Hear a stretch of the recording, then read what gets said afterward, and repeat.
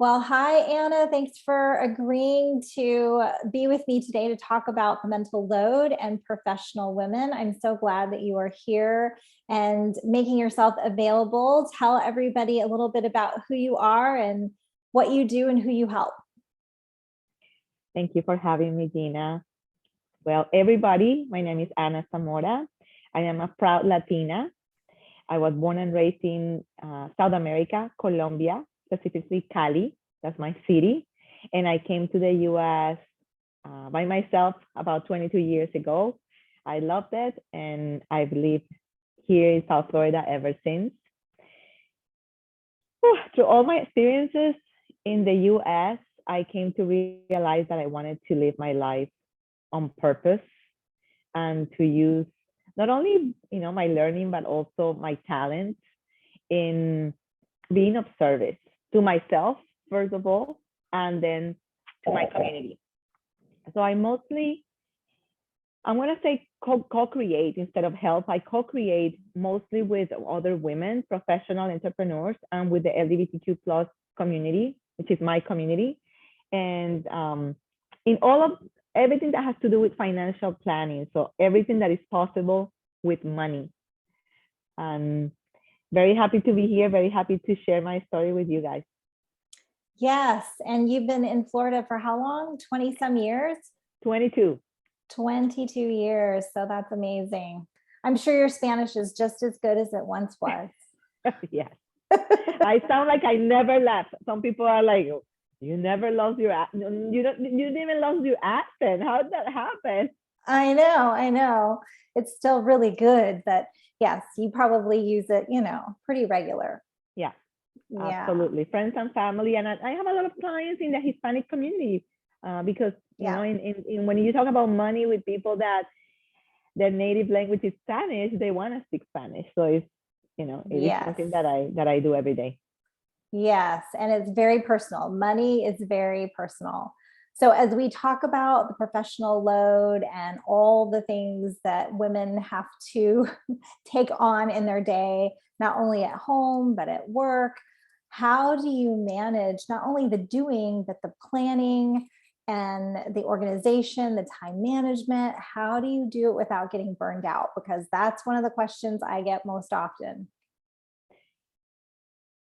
It's an interesting question that I'm going to start here. It's an interesting question, and it's a question that I have done to myself and about other people several times. But for me, Gina, I have to tell you that I do all I want. That is kind of like the short answer is I only do what I want to do.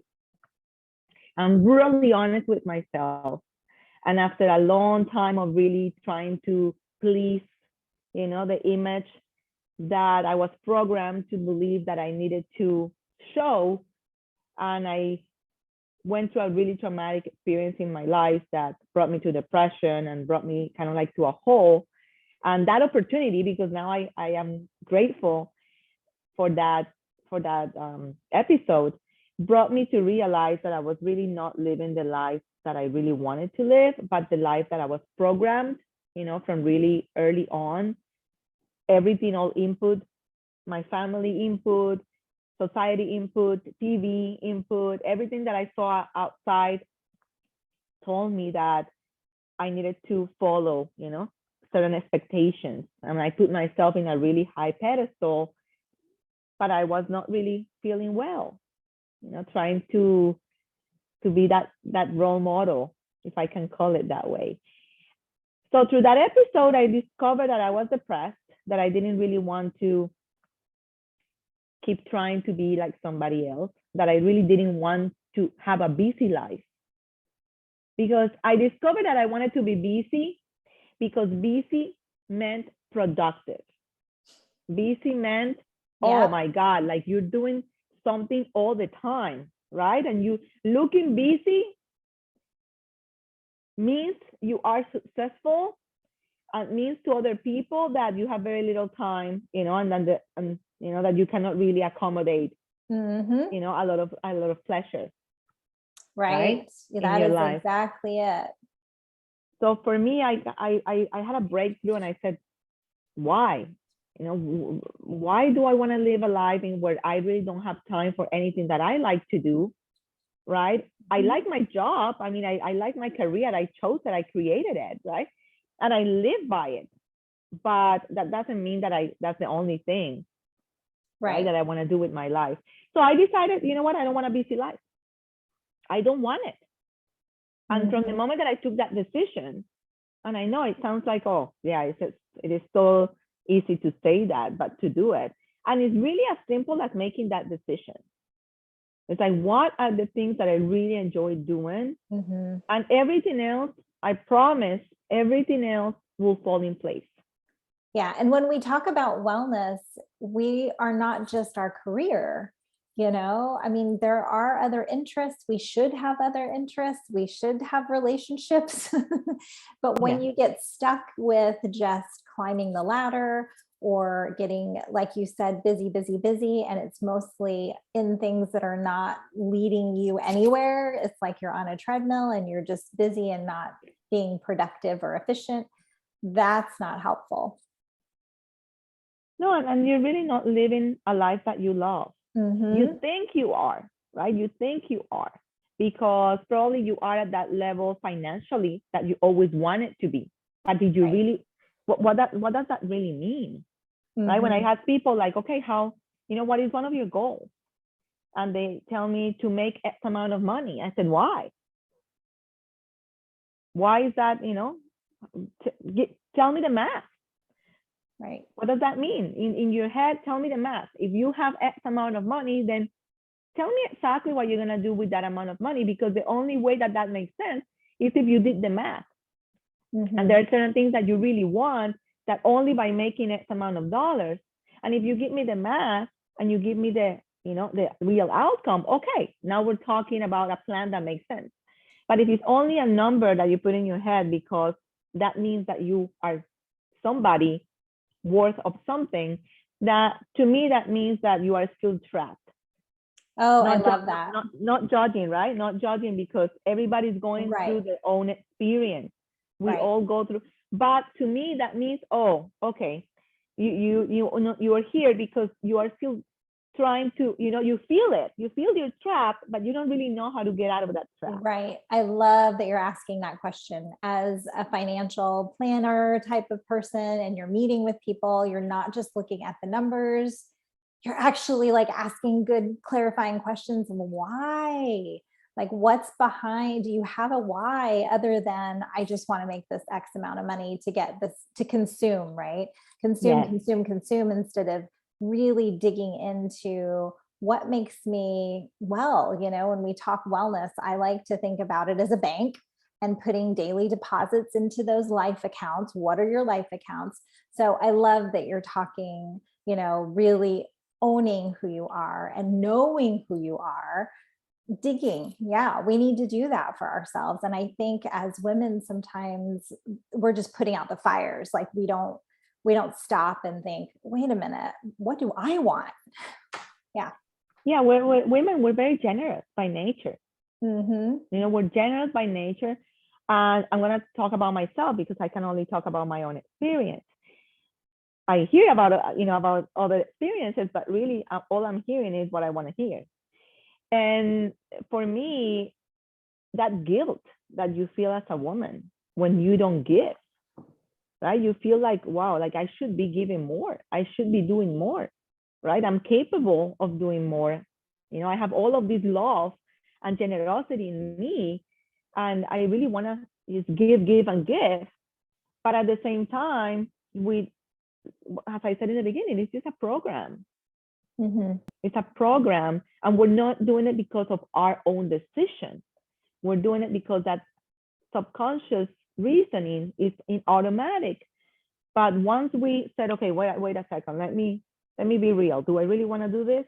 Am I doing this because I'm afraid that I'm gonna be less loved, less appreciated, or less recognized, right?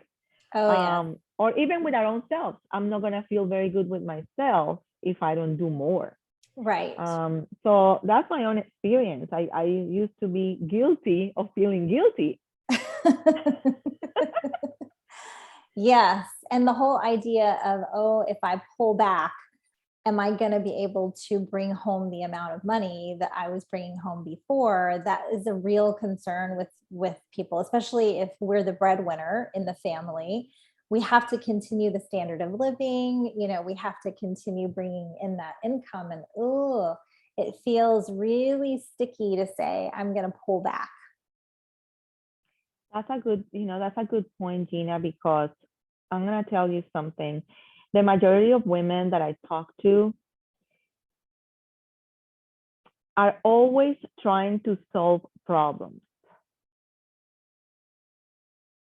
There's a lot of problems to be solved. And it's like human in general, right? Mm-hmm. Human in general, because I don't only talk to women. It's, I talk to, like I said, it's a full community that I talk to.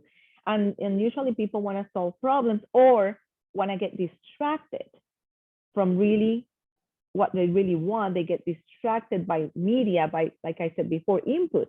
So you're always consuming, like you said, consumption. You're always trying to consume to solve something, avoid, or you look at somebody else and you want that life, and that means you're going to have to consume to be there. Even investments themselves are consumption when you think about it. When people come to me and say, oh, I want to start investing. Why? Why do you want to start investing? Like, who told you you're ready to start investing? Mm-hmm. Oh, because such and such is investing and they're making X amount of dollars. Said, okay, well, again, why? Why do you want to start investing? And show me everything else in your life. Show me that you're ready to really stomach the ups and downs of the market. That's right. Right? So a lot of people are just mimicking. You're just mimicking all the time what you see, what you hear, what you saw as a kid, what you keep seeing as an adult if you didn't really sit down and got grounded. Yeah. Yep, absolutely. And So what you were saying about the money, I'm sorry to interrupt you. What you were saying about the money, how do I bring that amount of money? mm-hmm. Right? If I pause and I said, no more of this, I'm done. Yeah. I'm done. What happens with the money? Right? Well, there are two ways to do this. The two ways that I discover. The first one is you plan for it. The first one is you plan. You said, you know what? I'm ready to start over or to change this, to update, to make an update. I'm ready. I'm going to update it. So for that, you need a plan, because let's be honest, very few people do it by themselves. Right. Very few people say, okay, I'm going to do it, and they do it. No, this has been in here for a long time. It's the same thing when you're going to buy a new computer, a new software. You need to install, that's going to cost you money. Right. Right? Let's be honest about it. So you need to invest in yourself, and you need people. You need your human resources team, as I call it. Yeah. Human resources team. Who are the people outside that are going to take you? And I'm not even doing this to say hire, no, to take you, to do that reboot, to do that reset. Who are those people? You need to be near to those people, even if it costs you money. Who cares? Right. To live the best life ever. Who cares if that's going to cost you money? Mm-hmm. Right? And that happened to me. Investing in yourself. Invest in yourself. Yep. And that happened to me. I invested, whenever I was in that depression, I was in that hole, I actually said, you know what? No matter how much this is going to cost me, I am going to hire people, and I'm going to start surrounding myself with people that are at a high frequency, that you almost don't like them. You almost don't like them because you're like, like you're always so happy, and everything is good with you, and you almost don't like them. Yeah. And that's me now. Some people don't like me because I'm like, I'm all good. Like, no, I don't have any stress. I don't. Are you busy? No, I'm not busy. I have time for everything I want to do. Right. Yeah. In your own way. And the second way, that was the first way. The second way that I discovered to do this is you just said the hell with the hell, with everything. And you just trust that decision is really going to bring you. Yeah, instead of control, instead of trying to control. And that's the other thing I think we get into the rut of the mental load is we try to control every little thing and every person in our lives to do what we think they need to do based on that whole programming that you talked about earlier. So many golden nuggets in this. Thank you for sharing that, because I feel like there's two things in here to bring out. And the first one that you talked about is knowing who you are. We can't do anything until we really figure out, what do I want? What's important to me before I can move forward? And then being flexible, right, in all of these decisions that we're making, instead of trying to control everything, being flexible in that. Yeah, that's important. The flexibility, the being really open-minded, more observant than anything, Gina.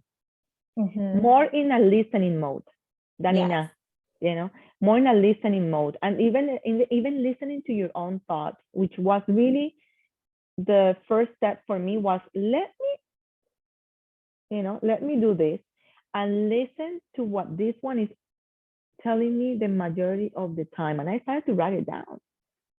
And and then I read it and I was like, wow, this is not good. Like the majority of the time I'm worrying about the future, which is not even here yet. I am gossiping. I am gossiping about others in my head. I am also thinking, what if this doesn't go right?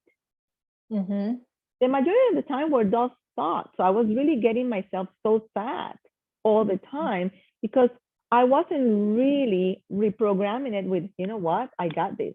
I want this. It's going to happen. Now I'm like that. Now I'm, those thoughts, I'm not going to tell you fear of something's not happening the way I think they should happen. Don't come while I'm on meditation. I see them, but now I observe them and I don't let them take me down. I said, okay, there you are. You're always going to be there. Exactly. We're not going to get rid of it. Right. You're not going to go away. I just don't have any charge. Right. I don't let them. So I think that is the first, because a lot of people say, oh, but all of these people talking about mindfulness. But how? Tell me how to do it. Don't meditate. I cannot meditate. A lot of people say, I cannot even meditate. Tell me how to do it. And the honest truth is, write down your thoughts. And then you will discover what kind of relationship you really have with your own self. Right. Yeah. That's a part of knowing who we are and learning that part of us that may be good, maybe not so good. But like you said, it's not that it's going to go away completely. It's going to be there. We just need to observe and move forward instead of letting that sink in and soak in. So yeah, absolutely. Great things here, Anna. Thank you so much for coming on and letting everybody learn a little bit about what you do and who you help. It's so interesting to me to hear from other, professional women, how you bring wellness into the world of finance. Like that doesn't, you wouldn't think that those two kind of go together, but really they're so connected and it's so personal for people. So I just appreciate you being on here. Tell everybody how they can connect with you. Where can they find you?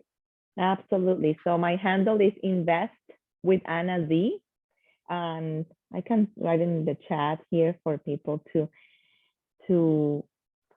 follow me there. I post, good content in there. So if you guys want to connect with me, of course, that's a good avenue. And my website is there. My email is there. So you guys can contact me there. But Gina, the most important thing is that money is not different than the love that you have for yourself. Everything is about the love for yourself. And money is not different. Money is just a reflection, how is your relationship with yourself? So that's why I cannot not talk about it. Right. And plus, the most important part, Gina, I respect myself so much. I love myself so much at this point in my life, that if somebody comes to me and I don't see that quality, right? I just see that they're just going through the motion. like right now, I don't even, we cannot even align, right? It's not even something that is going to happen. I really want to connect with people that are at that level, at that Right. frequency. So it's not even a matter of how much money you have, it's how much are you committed to your own self. Right. Yeah. And that's my first question, like, what do you want? Most people don't even know how to answer that question. I agree. I so agree. Well, So thanks again. I really appreciate this. And I will post it and people will be able to find you that way. Thanks again. absolutely. Thank you for what you do, Gina. Everything that we do is everything. Everything is coming together. People Yeah. are awakening more and more to self-love, which is really what we need the most.